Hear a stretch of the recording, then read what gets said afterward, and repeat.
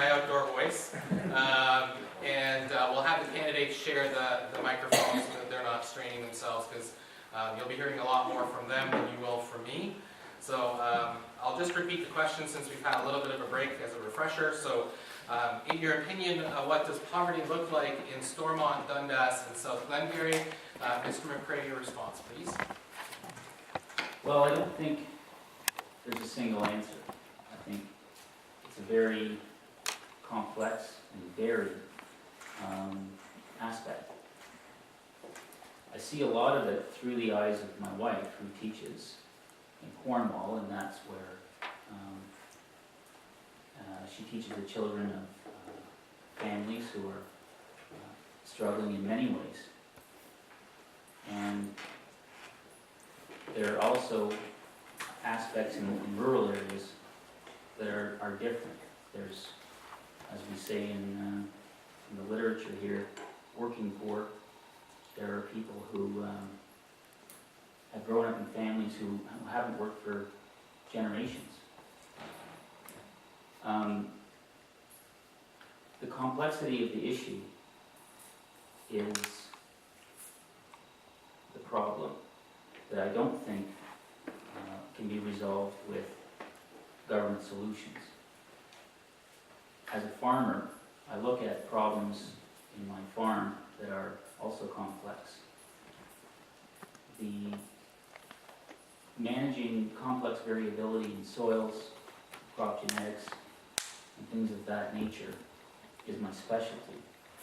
And that's why I look at poverty through the eyes of my wife and the complexity that she has to deal with on a day-to-day basis. The solutions have to come from the populace itself. And that's where liberty comes in. That's where the libertarian name comes in. I don't think we can solve issues of poverty with a top-down approach, because I don't think the bureaucracy can handle the complexity. We have to put the tools of self-improvement in the hands of the citizens. And that comes from opportunity. Opportunity is a function of liberty. As I said in my opening, this is what we once had, and we've lost it with socialism. My objective, my ambition, is to restore those opportunities. Businesses can't expand, be universally, internationally competitive, and grow, and prosper, and employ with the kind of obstructions and taxation that we have in place today. That is why we're losing businesses in Ontario. That's why we're shedding jobs. And it's a process that's been going on for a long time, and it can't be turned around on a dime.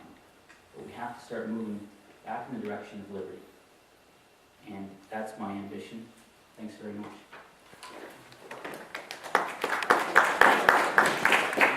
Thank you, Mr. McCrae. Ms. McDonald, please. Thank you. I think we have to recognize some things about poverty up front. Poverty is public enemy number one. It is the biggest obstacle to people achieving their potential. The second thing we have to recognize is, as Sean has said, some people, some families haven't worked for generations. This brings up a second sad fact about poverty. The biggest single indicator of whether or not a person will be poor as an adult is whether they were poor when they were born. So let us just consider then that if by a faith of your birth you are doomed to be poor because your parents were, there's something systemically wrong. So what we have to do as a society is make sure that whatever obstacles there are to breaking that vicious cycle, that we address. And I think government has a role. All the public services, believe this or not, this comes from the Canadian Centre for Policy Alternatives. All the public services that come to an average family, that's two parents with 2.1 child, in value, total $40,000. That's child tax benefit, that's public education, that's the health care you access. and it includes childcare. So what we have to do is reaffirm our commitment to those services, because that is the way that families can break that mold, that rut that they're stuck in, and climb out of poverty. It starts with the parents being able to access services, and the children are benefited by that as well. So I think strong public services are the response that we have to have to the terrible cycles of poverty that are visited on people. Have I got more time? Because I'd love to say what poverty looks like here. Okay. Well, poverty, to my mind, looks like a couple I met at, it was one of these hamburger stands. My husband and I were having a dinner on a campaign tour, and this woman came over to me. There were 3 children in her van, and one of them cried the whole time we were talking.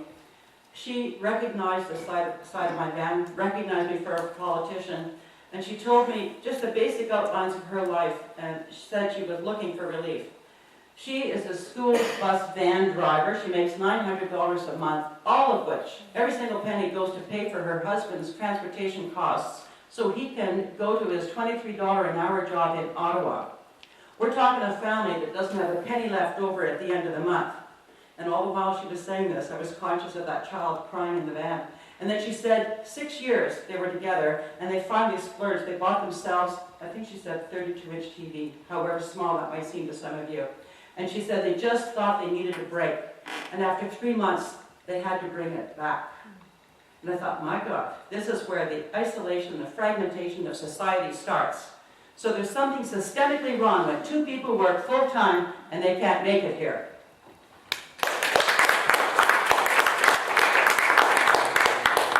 Thank you. And finally, on this question, your response, please, Mr. Earl. Thanks for that. I think it's a great question. Poverty is present in SDSG. We see it every day in our community. Poverty level in Cornwall surpasses the Ontario percentage of poverty. So what's it look like? Broad strokes, single mothers or fathers, seniors, the working poor, people, individuals on OW or ODSP recipients. The reality is, it looks like women like Mary, a woman dealing with a severe mental disability who can't work. I mean, she's one of those members of society, so when we get up and we talk about, let's just get people working. There's some people in our society, the most vulnerable, who can't. I mean, she deals with it every day, and she's a family. The family's living in poverty. She lives up by herself, and she couch surfs from place to place. Another family, Mark and Nancy, that live in near the South Glengarry area. They're 2 working parents with 2 children. They're working, both parents at a minimum wage job.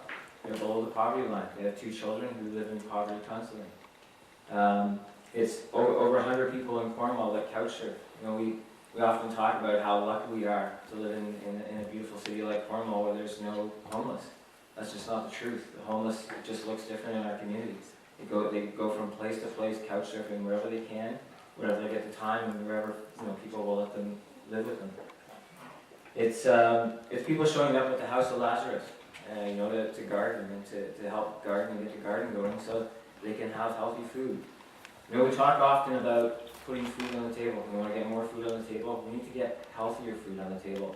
It's not just putting a box of Kraft dinner. It's not just putting a can of soup. Sure, that's going to fill somebody's belly. But at the end of the day, we need to get, it's all a cycle. So poverty has an impact on our healthcare system. It increases our healthcare numbers. Again, we need to get healthy food in those families. It's children that show up to our schools. And I talked to a lot of school teachers, especially in the last few weeks. It's kids showing up at school that are hungry, that they're tired because they were up late and they haven't had a bath. And so that's tough on a teacher who has kids that are coming into the classroom that maybe don't smell as good as the other kids, or are still wearing the same clothes they've been wearing all week. Poverty is the people who don't have enough money to pay rent or put food on the table, healthy food. Their quality of life and the quality of their life and their children suffer, and we suffer on the whole of society. Thank you.